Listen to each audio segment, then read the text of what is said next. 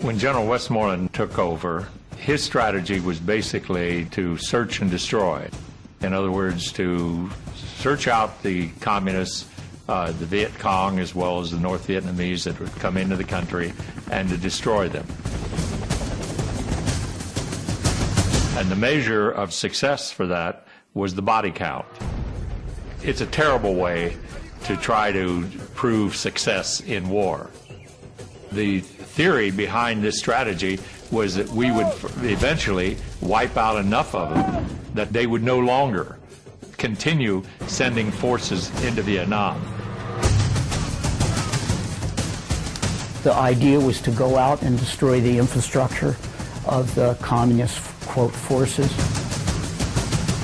If we went in an area and decided that there was too much rice, we would say that, oh, well, this area is obviously supporting the Viet Cong and the North Vietnamese. We would either destroy it or send it to friendly areas.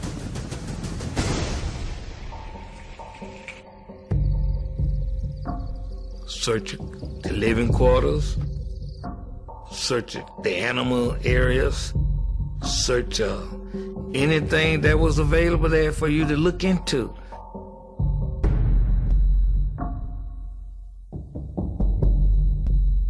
If we found weapons, we would take people. If we found draft-age men, we would stick them on helicopters and fly them to an area where they would be interrogated. If the family was in there, of course, protecting them, moving them out the way. It was certainly not everything you see, just burn it, destroy it, kill the people. This was not the case. That happened one time. But you was alert. This went all the way up until the Tet Offensive in 1968. What that did was that proved that the North was going to pay any price and send any number of troops down there in order to run us out of South Vietnam. People then decided that the strategy that General Westmoreland was using was not the appropriate strategy, and that's when they brought in General Abrams.